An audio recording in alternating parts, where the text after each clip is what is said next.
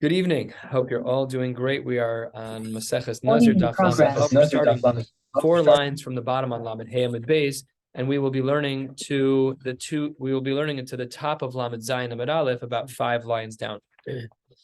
Unlike the last couple of days where we were focused on Klalim and Pratim and Klalim, Ribuim and Mi'utim, and a whole bunch of other iterations and rules of how to extract halacha from Sukkim, this is a much more regular daf in Shas. And it's actually not really direct, I mean, it's related to Nazirus, but it's actually more normal in regards to Isser Achila. So let's get started. The Gemara says, Amar Rabbi Abahu, Amar Rabbi Yochanan, Kol Isurin Shabbat Torah. Whenever we speak about Isurin in the Torah, Ein Heter Mitzdarif LeIsser. If you eat half of a treif burger and half of a kosher burger, and you eat them, Ein heter mitzdarif l'isser. Those two things don't combine. You need to make sure that you're eating all kosher, and if you are planning on violating the isser and looking for punishment, you need to eat a full kazayas of that isser. And if you don't, you didn't violate the isser. It's usser, but you don't get malko. So that means if I have half of a kazayas of a treif burger and half of a kazayas of a kosher burger, so that's not the isser. Ein heter mitzdarif l'isser. Chutz, with one exception, mi'isure Nazir.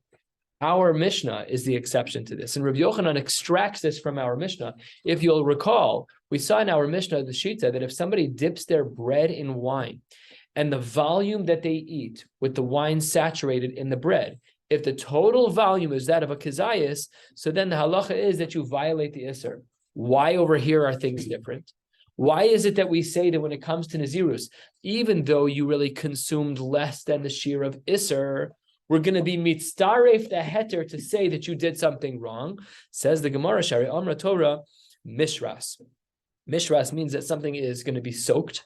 So let's say your bread is going to be soaked in wine and you're a Nazir. So why did the Torah go out of its way to say that something is soaked? Obviously, there's something unique happening here. And the chiddush of the Gemara is that we're going to be mitzdaref isser to heter when it comes to the world of Nazirus. Is it because he sanctified himself, and since he's a Nazir? No, it's not because he sanctified himself per se. It's just in the world of Nazir, we have a rule called Mishras. Why would the Torah go out of its way to speak about this unique aspect of food? Who soaks their food in wine? It's not normal. So therefore, we see a chiddush in the Torah that when it comes to Nazirus, we have to be makbid, and we are mitzdaref iser to heter. That brings us to the end of this page and to the top of Lamed Vav Amid Aleph. That was the sheet of Rabbi Yochanan in the name of Rabbi Abo. Ze'iri Amar, hold on one second. I have another case where we're mitzdaref iser to heter. What is that case? That's a case of se'or, which is a reference to chametz. We know lo sishchat al chametz dam zivchi. I don't know, is that the, sorry, I don't think that's the right pasuk. Hold on one second. No, lo saktir mimenu yishel Hashem, that we're not allowed to bring chametz on the mizbeach over here because it's an isser of bal saktiru, and therefore the isser is mitzdaref to heter here as well. Kiman, who does the Iri hold like? Says the Gemara, he holds like Rabbi Eliezer, the Darish Kol, who uses the word kol in regards to the world of chametz to teach us that Isser is mitzdaref to heter. And if you have the Gemaras with the psukim on the side, when the Gemara says on the second line that he's darish kol, the pasuk is kol machmetzes lo sochelu. Anything that leavens you may not consume. And you should be eating matzah instead. And that means that according to Rabbi Eliezer, that in the camp of chametz, and we see this from the case of Baal Saktiru, that we have a second area in which we are mitzdaref iser to heter. According to Rabbi Yochanan, we only have one. That's our world of Nazirus. According to Ze'iri, we have a second, which is Baal Saktiru, that when a person is doing a korban mincha, that if they bring a partial shiur of chametz and a partial shiur of non-chametz, it's mitzdaref and it's asur. Says the Gemara, wait one second. Ihachi, if it's true that Ze'iri holds like Rabbi Eliezer, and if it's true that Rabbi Eliezer learned that Isser is mitzdaref to heter from the pasuk of Kol machmetzes lo sochelu, so then why don't we say le'inyan chametz nami? Why is it that we would only assume that Ze'iri is saying Baal Saktiru is with the Hakravas HaMincha, that it's partially chametz and partially? Now, why would we assume that? Why don't we attribute this to every Isser chametz ever? Isser achilas chametz. Let's say that on Pesach, the Isser of Bal Yirabai Matzeh. I don't have a whole kazayas of chametz. I found a half a kazayas of chametz with a half a kazayas of heter. Why don't we say it's mitzdaref there? On the Isser of Achila, why don't we say that I ate something that was 50% rice flour, which is not chametz, and 50% wheat flour, which is chametz? Why don't we say that it's mitzdaref over there too? What does the Gemara say? Yenachanami. Zeiri would agree with you. You're 100% right. Why then did Zeiri only speak about the case of Baal Saktiru? Says the Gemara, Elala afuke mi Abaye. Zeiri was worried about the opinion of Abaye, and he only spoke about the case of Baal Saktiru to exclude, to remove us from thinking that we should hold like Abaye. What does Abaye say? Fourth line, Lamed Vavam and Aleph to Amar, Yeshak Torah bepachos mikzayis. He says Abaye has a chiddush to kedin. We're not even talking about mitzdarif. Abaye says that if you only have half of a kezayis of chametz on the mizbeach, you violated Baal Saktiru. That's not even with mitzdarif. Stop, straight up. Says the Gemara, Kamash Mulan, comes along Zeiri to say, you're right, all of chametz is included. Why did I highlight this case of chametz, the case of Baal Saktiru? To let you know that Abaye is completely off base. Because what do we hold? Ein haktara bepachos mikazayis. The isser of bringing chametz on the mizbeach will never be the isser unless it's mitzdarif to something else. And he holds, Zeiri holds, based on Rabbi Eliezer, that yes, we have an isser of Isser mitzdarif leheter in regards to the world of chametz. He's just highlighting the one over here by Baal Saktir to preclude us from thinking like Abaye. Third of the way down, Lamed Vav Amid Al, the Gemara says, wait 1 second. Eisvei Abaye. Abaye asks a question from a brisa. Here's what the brisa says: Hamikba shel truma. Mikba is some kind of like porridgey kind of food, some kind of thick food, and the primary base of the food is shel truma. However, it's spiced with something that's chulin. V'hashum, v'hashemen, shel chulin. And they put in a little bit of garlic and they put in a little bit of oil. So let's put some numbers on it. 95% of this dish is truma. 5% of flavoring and oil is chulin. Now, v'naga tvul yom b'miktsasa. A person who is a tvul yom, he touches this dish of porridge. Let's remind ourselves, a person who's a tvul yom has waited the necessary amount of time from his tumah status to go to the mikvah. He goes to the mikvah. However, he has to wait for Erev Shemesh, for the sun to set that day, for him to be mutter to that food. Between the time that he goes to the mikvah and the time that the sun sets, anything he touches will become tameh. So he's a tvul yom. He reaches into this dish, which is primarily truma, with flavorings that are chulin, and he touches it. Pasal is kulan, the whole thing is pasal. Let's reverse the case slightly. Let's say that the porridge that the mikvah was shel chulin. Now, 95% of this is regular food that anyone can eat. And only v'hashum v'hashemen shel truma, only the flavorings, the oil and the garlic, those are shel truma. So it's 95% chulin and 5% truma. Says the Gemara, what happens if v'naga tvul yom b'miksasan in this case? Tvul yom sticks his finger in to taste it. Oh, so says the Gemara, lo pasal ella makom magao. You don't passel the whole dish. You only passel the part that you touch. So let's say it's a very thick type of pasty thing where if I stick my finger in, I can see exactly my finger indentation, scoop that part out and toss it, done. We're only worried about the place that you've touched. Why the distinction? Why would we say that if the tvul yom is able to cause tumah in his tvul yom status, why would we say that he's only going to be metame the whole thing if the base, if 95% of it is truma? Whereas in the second case of this brisa, 5% of it is truma. Why the distinction? Obviously, the numbers are very different. But if the Kohen's not allowed to eat tamei food, then the Kohen's not allowed to eat tamei food. The Havinan, but when we analyze this, makom mago on my puzzle, why would we have said that the makom mago is puzzle? It should have been either or. Either the whole thing is tamei, or none of it's tamei. What is this? Just a makom mago? It's a very strange formulation in the brisa. The Amar Rabba Bar Barchana, Amar Rabbi Yochanan, what does he say? He explains, Matam, Hol Vizar Loki Aleh Bikizayis. This is the brisa. The brisa says that the reason why we need this person to be careful, even when it's mostly chulin, even when the mikvah is chulin and the flavoring is going to be truma, he still has to be makbid because the kohen cannot eat this, and a zar will be Loki Aleh Bikizayis, and he would have a big problem if he ate this food. So Matame, the Gemara analyzes the brisa now. What then is the logic? What do we see here? Lav mishum deheter mitzdarif le'isr. What's happening over here? We're talking about a zar. If the zar were to eat this food, can a zar eat truma? A zar cannot eat truma. So it must be, says the Gemara, that if a zar touches food, if a tvul yom touches food, and the food is 95% chulin and 5% truma, and we see that the zar is still not allowed to eat it, what does that show you? Says the Gemara on the top of Lamed Vavam Midbeis, Lav Mishum Deheter Mitzdarif LeIsser. Isn't this yet another example where the heter is Mitzdarif LeIsser, where the heter, the chulin is mitzdaref to the 5% of the Isser, which is truma, and therefore Rav Yochanan, why would you tell me we only have the case of Nazir that's had to mitzdaref the Isser? I just found another one. The case of truma and chulin is also mitzdaref the Isser in regards to a zar eating that food. It says the Gemara, kasha and Rav Yochanan. It says the Gemara, it's not a kasha. Amar le no, lo. My kizayis. What does it mean when we are talking about a kizayis in this case? Te'ika kizayis b'chdei achilas pras. In this case, in the case where there's a mixture in the chulin and the truma, we're concerned that you may eat enough of this mixture to eat enough of the truma to generate the isser. So let's say 95-5 is the ratio, and the 5% in 10 scoops is a kizayis. Now, people don't normally eat that much. That's a lot of food. But you're going to eat the 10, you'll eat the 10 scoops. Says the Gemara, what's happening over here is Amar le lo my kizayis. What's happening here? It's the Ika kizayis b'chdei achilas pras. This zar who ate that food, he ate enough to eat the truma, which for him is usher to eat because he's a zar. And he ate enough to bring him to the point of the Isra Achila. Says the Gemara, that implies the achilas pras, that implies that achilas pras, that eating enough food in the right amount of time is going to be asur. Let's just stop for a second and focus on this din. This is not a very well-known din, and it has deoraisa implications for us. Let's say that a person is on a diet, and they don't want to eat a lot of challah. So they wash, they take one bite of bread, and they eat no more bread for the rest of the meal. Halacha l'maisa, you're not yotze your suda on Shabbos because you didn't eat a kazayis of bread. Halacha l'maisa, you're not allowed to bench because you didn't eat enough to bench. Hard pass, nothing.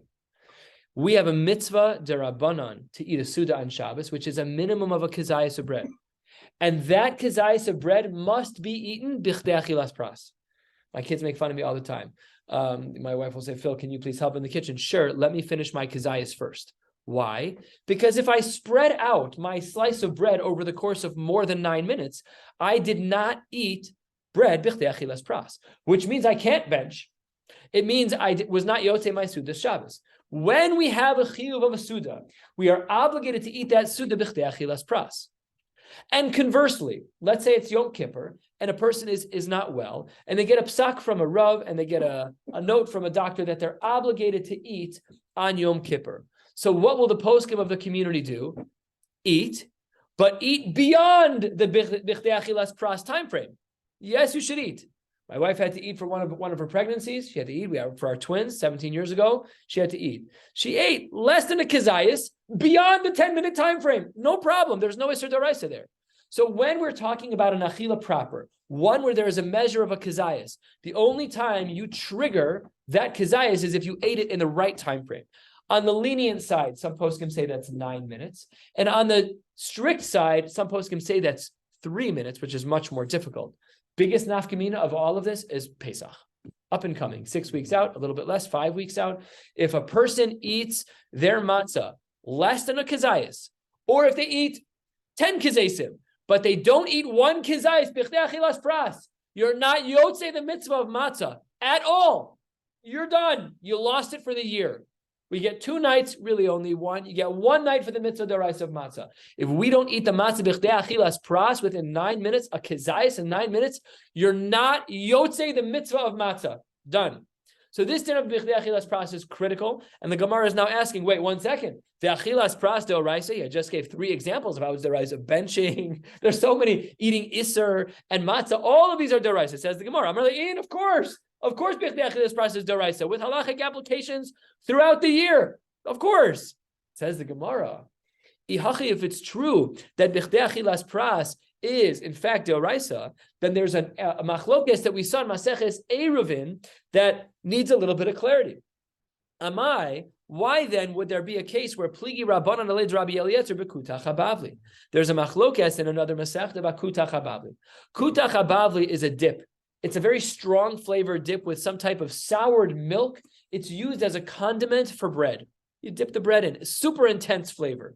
Rabbi Eliezer says that you can violate the isser of eating kutach habavli on Pesach. However, the shita of the Rabbanan is that there is no isser d'oraisa of kutach habavli. You have bread in it also. So says the Gemara, I don't understand. If it's true that there's a concern of b'chdei achilas pras, So then, shouldn't it only just be a question of eating enough food in the right time frame? Why would the Rabbanan push back on Rabbi Eliezer? Maybe the person ate enough kutach habavli that they ate a kezayis of chametz b'chdei achilas pras. Says the Gemara, Amrle, hanach lekutach habavli. Leave kutach habavli alone. That's not a good example. Why not? Deleka kezayis b'chdei achilas pras. There is no normal way to eat that volume of food where you would eat, let's call it a gallon of kutach habavli, in order to get your one kezayis of bread that's in the kutach habavli. It's just a wild ratio, very small amounts of flour, very large amounts of other products. So the Gemara says it's impossible to eat kutach habavli that way. And the Gemara paints the picture for us 6 lines down. If you literally pick up the jug of kutach habavli and start drinking it, it's an extremely strong flavor. It would be like eating a kezayis of horseradish. It's extremely intense flavor. And says the Gemara, even if you did that, you're crazy. And says the Gemara, but this is not a normal way to eat that food, and you're done. That's not, even if you eat the kezayis, that's not the isser. Even on Pesach, you ate a kezayis of chametz derech kutach habavli, you're crazy. And that's not an isser deraisa, but l'daito etzol kol adam. And imishtar kashatar, if what you're doing is you're not chugging, but you're taking bread and you're dipping and eating and dipping, I should say not bread, you're dipping matzah, dipping and eating. My gosh, by the time you're done eating all of the food, it's way past bichdei achilas pras. Lo mishkachas kezayis bichdei achilas pras. So you wanted to know, why is it that we don't think kutach habavli is problematic according to the Rabbanan? And the Rabbanan say there's no way to consume enough chametz in the type of food that kutach habavli is to trigger the isser. If in fact you drank it, imagine drinking spicy mustard. You drink it by the cup load. It's too difficult to consume. And if you're the crazy guy who can do it, you're a behema. That's not normal. And it doesn't count. Huh? Very good. Very good. You're a koi. So the Gemara rejects this outright and says that kutach habavli cannot be part of this conversation. Next, third of the way down, Esve, another question. This is something very similar to what we've seen in previous Maseches as well. Shtei maduchos, we have 2 crushing utensils. It's like the mortar and the pestle. They'll put some leaves in, and they take the thing and they grind it with some. At shallots, they have this now with the chickpeas. They got this new little masher thing, very similar. So you've got a couple of those. It says the Gemara, one of them is only for Kohanim, it's holy food, and one of them is for the rest of us. It says the Gemara, so I've got my chickpeas that are truma, and I've got my chickpeas that are chulin, and I've got my plate, and I've got your plate. And magically, all the food is now mixed up, and we don't know what happened. We don't know. We don't know what it is. So your plate might have chulin or truma. My plate might have chulin or truma. We don't know. What's the din? Says the Gemara, Shtein mutaros. Shtein mutaros. Why? Because says the Gemara, She'ani omer chulin l'toch chulin naflu u'truma l'soch truma nafla. It's a halachic assumption. The halachic assumption is that we don't have to assume isser. We can assume heter. We don't have to assume that they intentionally got mixed up the wrong way. It's 50-50. Why would we side? Let's side isser. It's true, but the metzias of how this is not really, it's not really viewed as a suffix in this case. There is a perfectly reasonable chance that nothing usher is wrong here. Well, but one of them for sure is. So how can both of them be good? The Gemara doesn't entertain your question. I like your question better than my answer. I like your question more, but the Gemara is going to throw a bigger wrench into this anyways. Says the Gemara halfway down a little bit more. V'isal kadaita kizayis b'chdei achilas pras deoraisa. If in fact we hold that kizayis b'chdei achilas pras is deoraisa, amay amrinan shani omer. This is actually a version of Tex's question. Why would we assume that there's no major issues here? If you eat that food within b'chdei achilas pras, you violated an isser. That's a big suffix midoraisa. And if that's true, it must be that because of the fact that we say shtein mutarin, maybe it rejects the assumption that b'chdei achilas pras is deoraisa. Says the Gemara, that's a ridiculous argument because elamai. What's the other option? You're going to say heter mitzaref le'isser.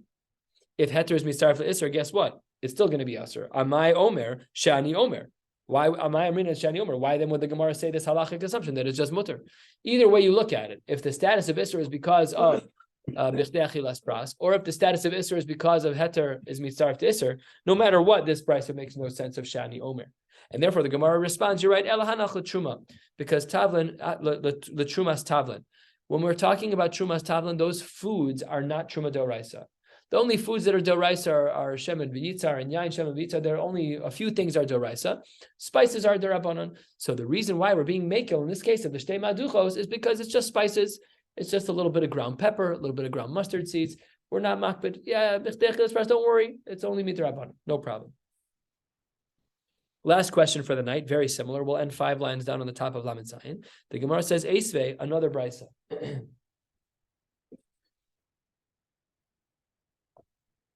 Shtei kupos, 2 containers, achas shel truma v'achas shel chulin. One is filled with truma, the holy food. One's filled with regular food. V'lifnei shtei soim. In front of you are 2 large containers, achas shel chulin v'achas shel truma. And again, v'naflu elu l'soch elu shnei mutar. Somebody walks over. A kid, he dumps one container into one, and he dumps one container into the other. You come back, and the containers are empty, completely innocent. I did a bris a couple of weeks ago in Kins North. I went to go wash my hands. When I came back, someone had spilled a cup of wine all over my beautifully sterile kalim. There's like a puddle in which all of the kalim are sitting, and this little kid standing there like, totally innocent, did nothing wrong. Okay, problem solved, all well and good. This kid, we don't know what happened. So what's the din? The Brisa says the same exact thing as before. Shnei and mutar, 4 lines from the bottom. Why? Same svara. Shani omer chulin l'soch chulin v'naflu and truma l'soch truma naflu. We don't have to assume Isser. We can assume Heter. Ask the Gemara the same question again. Here too. If in fact it's true that Bichdei Achilas Pras is a real din deoraisa, we should have a big suffix over here, and we should have said mutter. And says the Gemara on the top of Lamed Zayin Amud Aleph, Bishlam Aledidi Abaye is of the opinion I'm good. De Amina, I say Mishum de Heter mitzaref leIsser because I hold up Heter is mitzaref leIsser, but here it wouldn't apply. Could go into Nefishe Chulin. The Chulin outnumbers the Truma in such massive amounts, 200 to 1, whatever the ratios are, that there's no longer a problem. But says the Gemara, according to you, really within the sheet of Rabbi Yochanan, de Amris Mishum Dika Kazais Bichlei Achilas Pras, Ki Nefishe Chulin Mehave. Once you say there's a concern of Bichlei Achilas Pras, ratios have nothing to do with this. So maybe it's the case, Taka, that this brisa would hint to the fact that there is no kazayis b'chdei achilas pras midoraisa. Says the Gemara, incorrect. Amar le hanach l'truma bizman hazeh, because we know that truma bizman hazeh is the rabbanan. But Taka, maybe had this brisa been talking about the times of the Beis Hamikdash, maybe this question would have been stronger, but it's not. What we learned tonight is that. We learned a lot of things, but the primary thing that we learned tonight is achilas, eating something b'chdei achilas pras is a din deoraisa, and that permeates the whole sugya. And we had started with this din of Rabbi Yochanan, and so far he's held strong to say that the only time that we have heter as mitzaref to Isser is by the world of Nazir. We will stop right here, wishing you all a beautiful night.